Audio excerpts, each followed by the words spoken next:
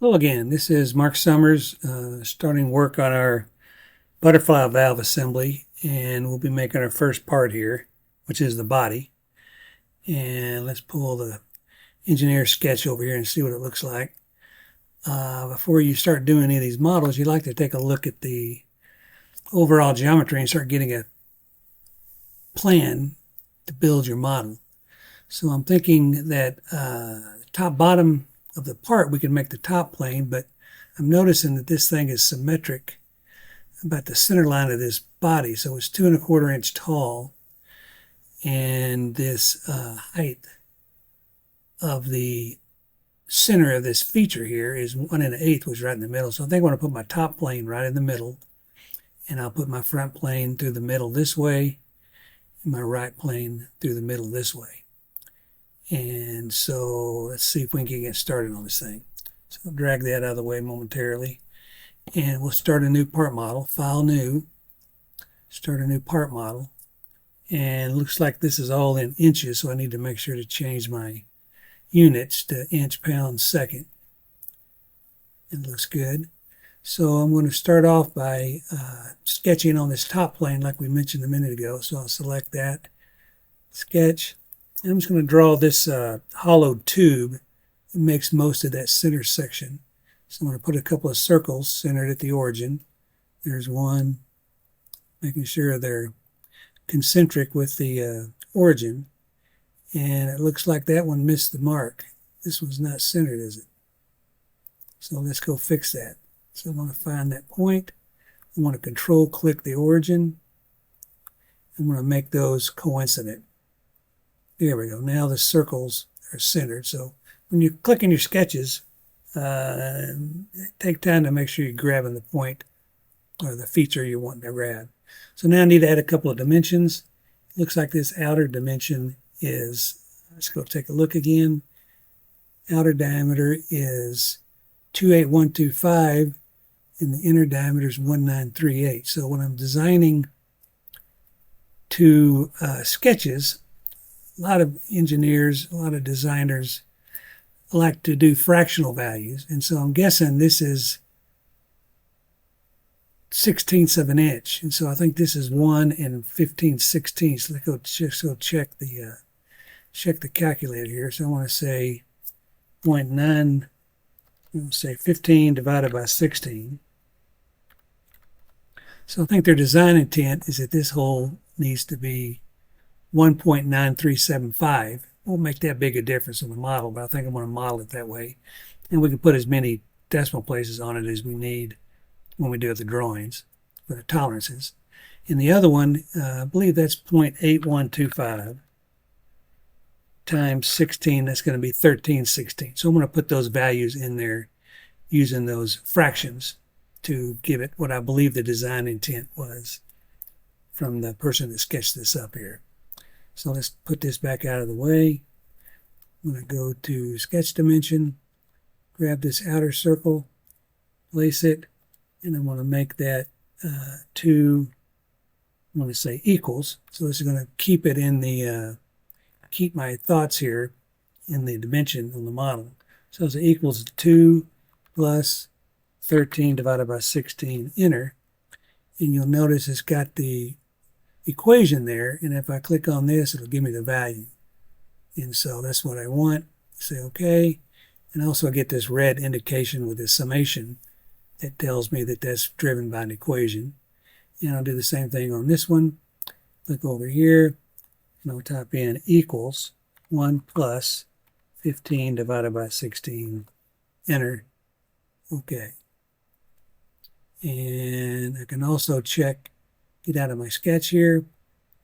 Now I'm back at the part model. I can always check Go Tools Equations, and you can see where those equations pop into the, keeps track of those for me on my part model. So I'm going to spacebar and do an ISO view. I'm going to do an extrude. So I like to pre-select the sketch, go to Features, Extrude Boss Base, and I'm going to do a mid-plane. I want that mid-plane, I want the top plane to be right in the middle of the part. And it looks like this is 2¼ inches tall. So it'll leave that, it'll take it equidistant both ways, 2¼ inch tall total. And I'll approve that. And it looks like I'm off to a good start here. For fun, I'm going to turn off these shadows. So I'm going to right click, turn off the floor reflection and turn off the floor shadow. And make it a little bit easier to see things. So I'm going to do a space bar, look down at the top here. And I'm going to make one of these tabs, and I'm going to do a circular pattern to get 3 of them. And then since I strategically located that top plane in the middle, I can mirror those 2 features when I create them and mirror those to the bottom side. So that seems like a good strategy. I'm going to come back up to the top. I'm going to sketch on this face that I've already got existing here at the top. Hit sketch. And I'm going to get my dimensions. And it looks like over here, the 1/2 inch radius. And it's got a 4/7 hole, which I'm guessing is another fraction.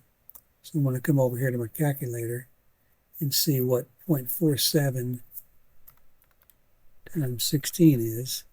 So it looks like 7.5/16 or times 2. So let's say about 15/32. So I'm guessing that that design intent was it was going to be 15 divided by 32, 46875. So I'm going to use what I believe is the design intent of the designer and make it that way. So I'm sketching on this face. I'm going to make me a circle right here. I'm going to line it up with the origin. And I'm going to put I'm going to put another circle in the middle of that. I'm going to be more careful this time. So I'll make sure I pick that same center point.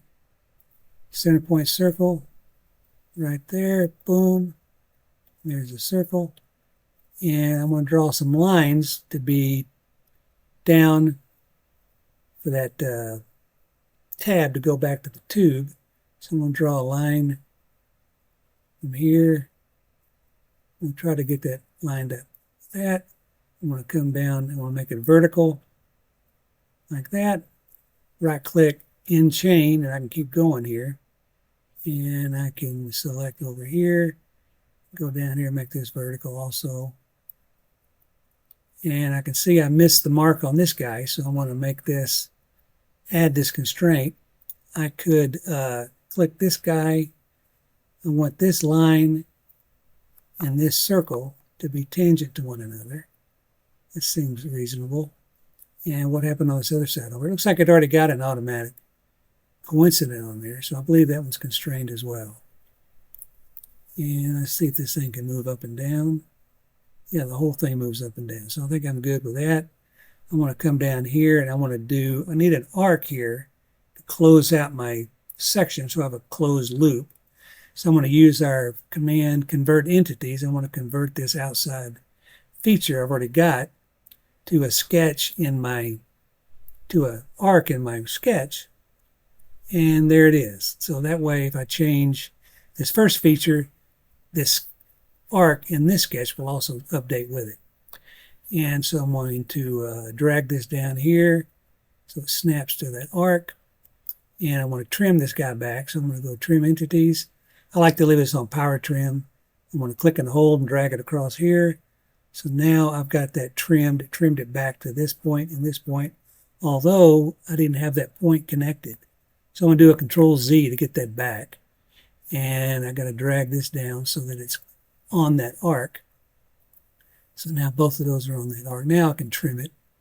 Trim entities, click and drag across here. And that you can see it left that little piece there because it trimmed it back to here.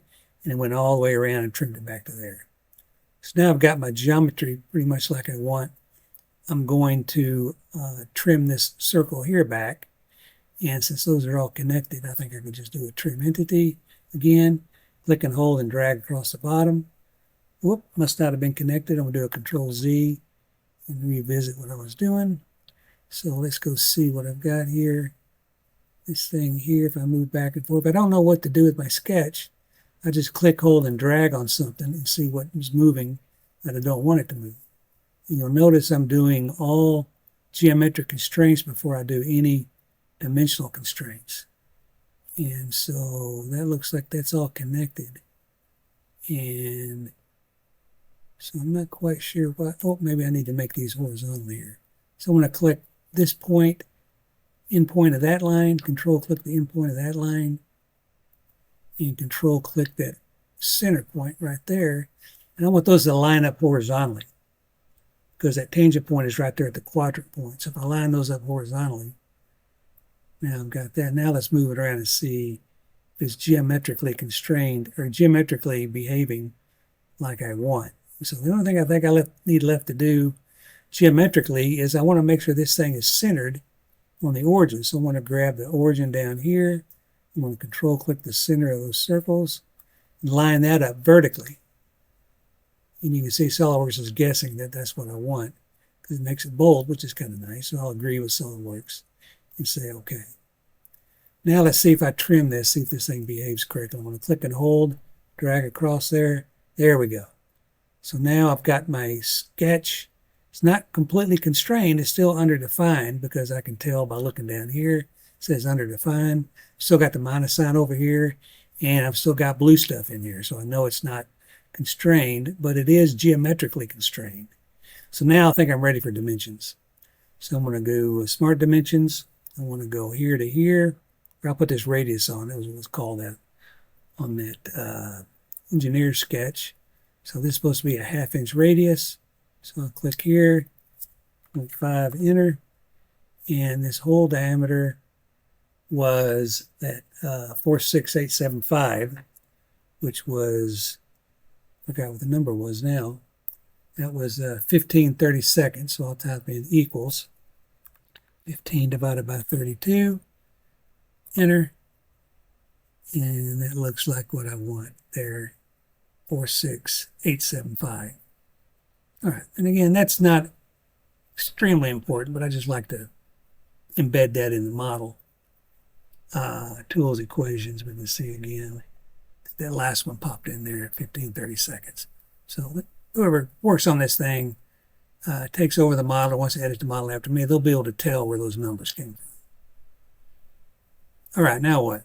Well, I've still got blue here, so I'm going to drag it around. See what I need. I need to know how tall this thing is.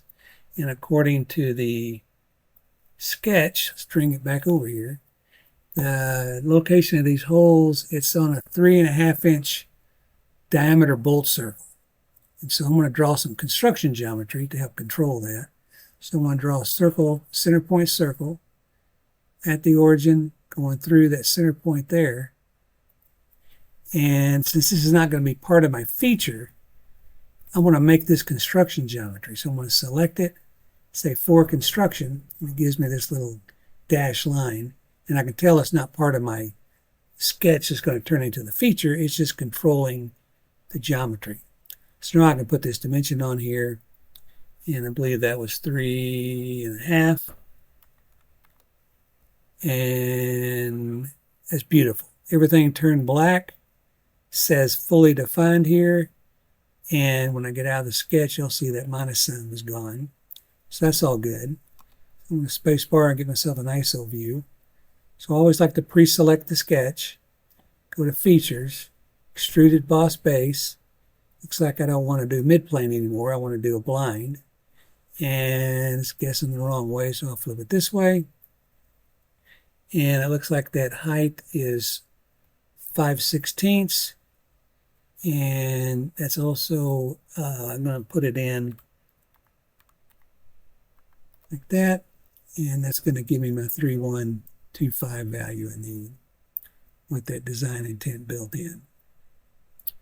So now I've got one of those tabs. And like I mentioned earlier, my plan is to do a circular pattern, 3 of them. And then I'll do a mirror about that top plane to get them on the bottom. So I need to grab that feature, come up here to pattern and use the pull down, choose circular pattern. So I pre-selected the boss extrude feature. It's asking for the direction. Well, I can grab this cylindrical feature, and I need it at 120 degrees spacing, and I need 3 of them to go all the way around. 3 times 120 is 360. So it looks like what I need. And now I'm going to do a mirror, and I want to mirror the original tab, boss extrude, and then control click that circular pattern. Got both of them pre-selected. I'll come up here and use the mirror command. And it's asking me for the plane to use for the mirror. And I think I strategically located that plane right in the middle, so it gives me a nice plane to mirror about. And I'll approve that. So now we're looking pretty good. Now let's look at making this front boss here. This piece here, and there's also a boss on the far side. You can't see it here. It's on the back side, but there it is with a rotated view. So I can't sketch on this face. I got to sketch on a flat face, but I don't have a flat face. And so I'm going to make a plane that represents this face, which is 1.594 from that midplane, and this back one is 3 1/4 from this front one. So I'm going to use these two values here, 1.594 and 3 1/4, to locate some planes that I can make those two bosses. So I'm going to pre-select the plane. There's my front plane. I'm going to go to Features, Reference Geometry, and select Plane. And it guessed the correct way to offset it. And I want to select the distance by changing this number right here, and that number is 1.594. So if I come over here and do my fractional thing again, 0.594 times 32, it's 19. So it's going to be 1 in 19/32. So I'll say equal to 1 plus 19 divided by 32. And it's wanting this is not going to let me put that fraction in there. So I'm just going to type it in as 1.59375, which is 1 in 19/32. And I'll approve that. And then that plane on the back side needs to be a 3 1/4 inch back from this plane. So I've got that plane pre-selected. I'll go back to Reference Geometry, Plane, flip the offset right here, and then type in my 3 1/4 value. So now I've got that plane. And so now I'm going to make this front boss. And so I'm going to pre-select that plane, sketch, the sketch button. Now I'm sketching on that plane. And again, it's going to make it easier to put this in here because it's right there at the origin. So I need a circle here. I'm going to click here and here. And that dimension of that feature, according to the sketch, was 2 inches. And I'm good with that. Exit the sketch. Give me an ISO view. And I'm going to do an extrude. I pre-selected the sketch. Features, extrude boss base. And I want to flip it. I want it to go the other way. And I don't want to type in a value because I want it to go until it hits this face here and wraps around. So I can do that by changing blind to up the surface. And then I select the surface I want it to go to, and that'll make that nice feature stop right at that surface. And if in the future that surface changes, this extrude will stop at that new surface location. So I'll approve that. And while I'm doing this, I'll grab this back plane and make the boss on the back side. Select the plane, sketch on that plane, spin it around here on the side I'm on. I'm going to go to circle, make a center point circle. Let's go look at it head on. Center point circle. I gotta make sure to grab that origin.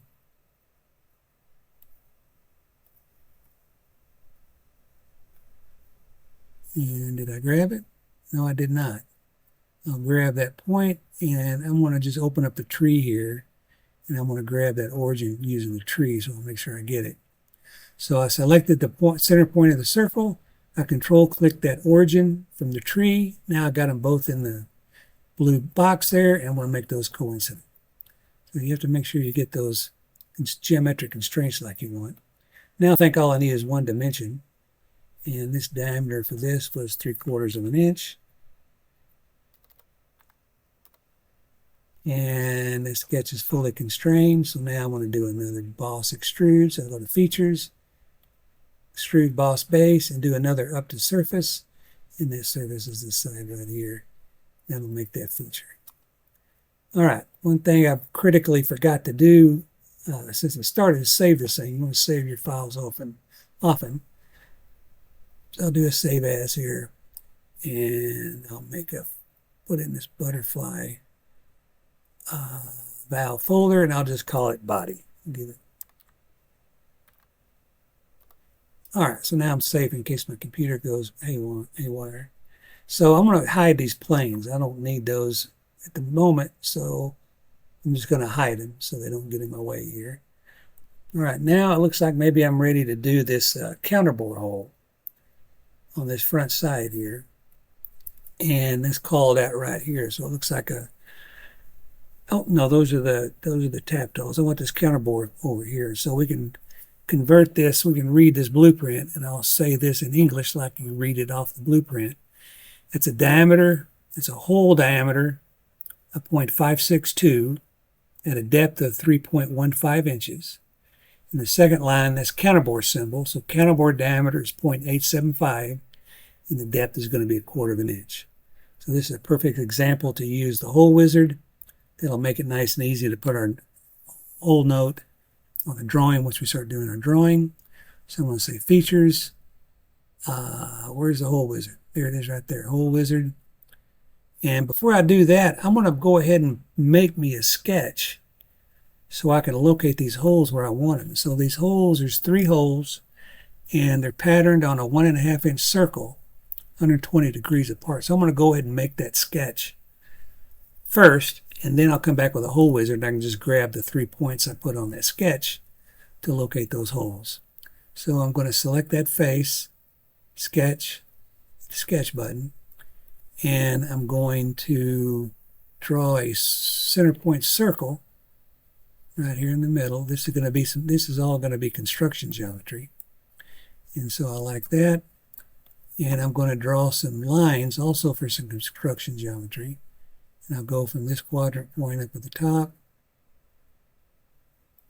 down to the center of the circle. And I want to come over here on this side, grab that circle. I want to right click in chains so I can stay inside the command, line command, and I'll do one more line over here. Looks like I missed the center point. I want it to go from there over the circle over here, right click select to get out of the command. And so now I need to grab this geometry I just made. There's the circle, and I got 3 lines. So I need to make all of those construction geometry. There we go. And now I've got endpoints of those lines right where I want to put my holes. Now I've got this geometrically constrained, I believe. Yeah. And so now I think I just need some dimensions. So I'm going to go smart dimension. I'm going to grab the circle, and it showed me my diameter bolt circle was 1.5 inches. And this angle is 120 between these holes. So I want to click those 2 lines, make that 120 degrees, and do the same thing over here. Make that 120 degrees. And as you notice, I'm doing my geometric constraints first, and then following those up with dimensional constraints. And I think I tapped that one in wrong. Let's try that again.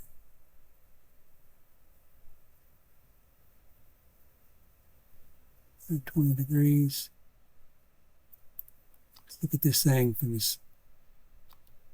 the front view here. So where'd my line go? Somehow I lost my line, didn't I? Oh, there it is right there.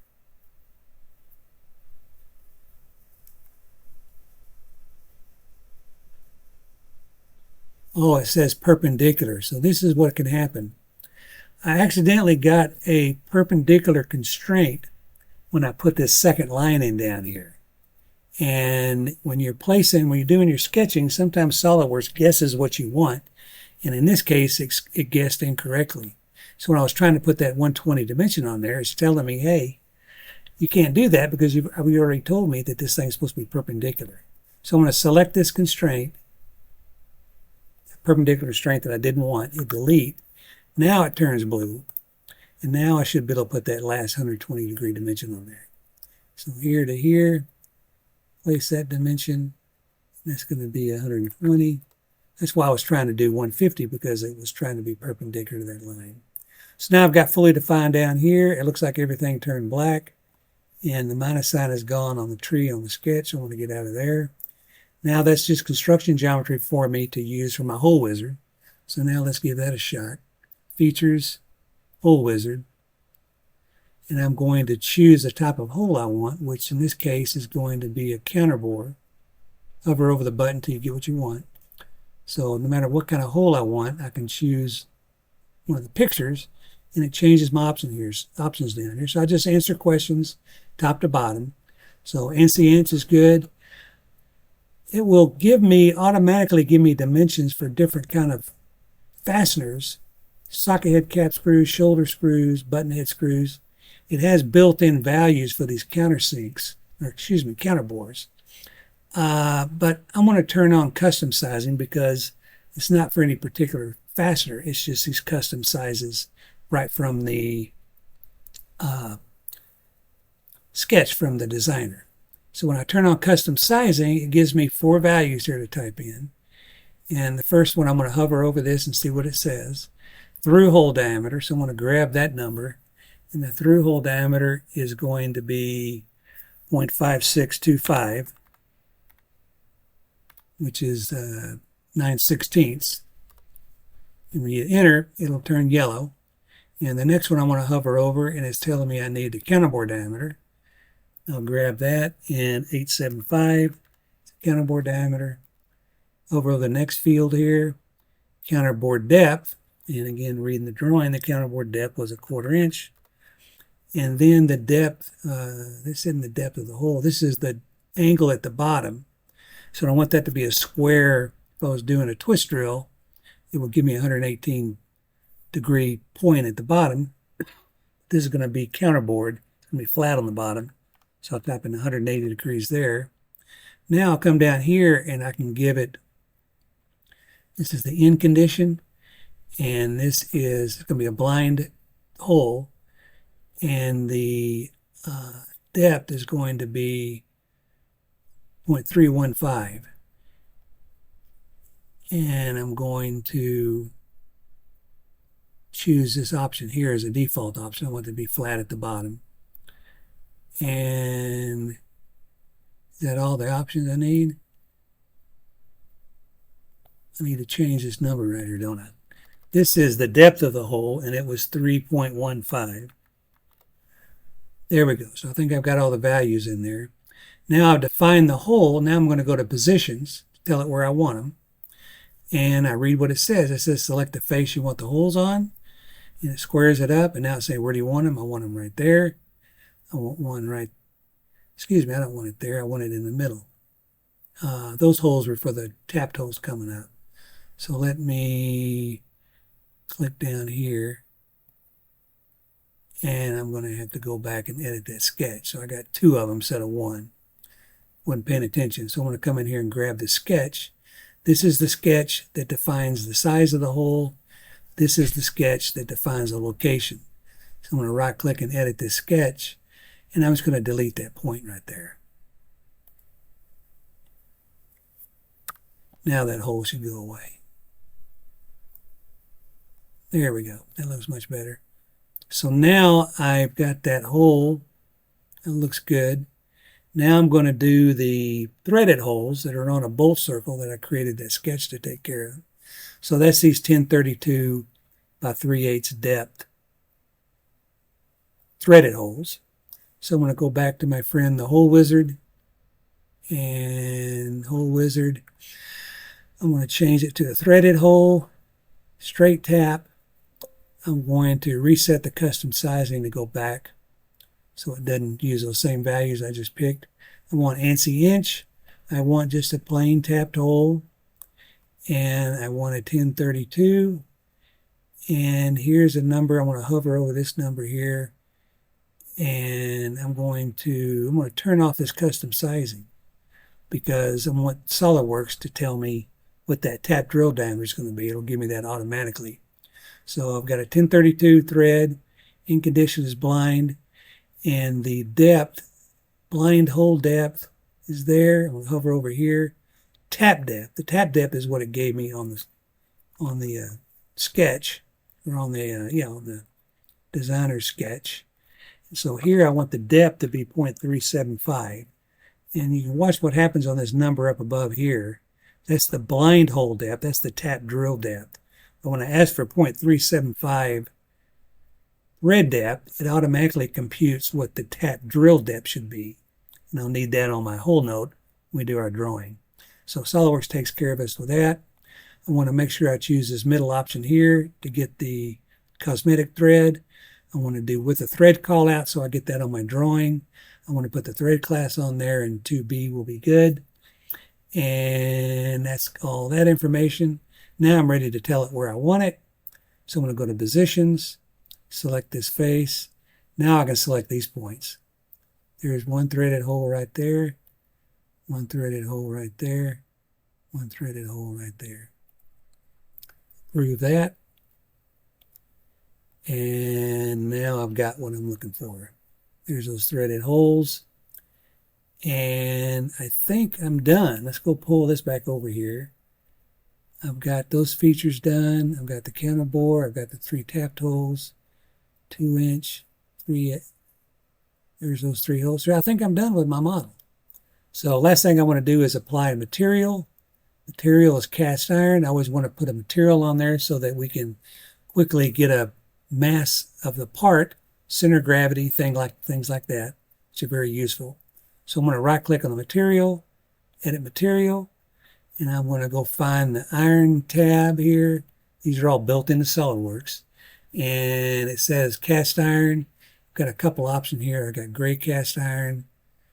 I've got gray cast iron, or malleable cast iron. So I'll just choose gray cast iron. Hit apply. You can see it's got all the mechanical properties, density, thermal properties, all that stuff we may or may not need. But main thing is got the density, so I can get a weight of the part. So we'll say apply, close, and it gives me the color that it thinks it's going to be when I get done. I'm going to go ahead and hide that sketch there so I don't see that. Right click, hide. And so, yeah, I think this thing is looking pretty good. So that gives you an idea how to make this first part. We'll continue working on the other parts, and we'll get eventually to start doing the assembly and start seeing how this thing starts looking. So thanks for watching the video, and good luck with your model. And you can always, once you finish this, just watch the next video, and then we'll show you how to make the next part. Thanks so much.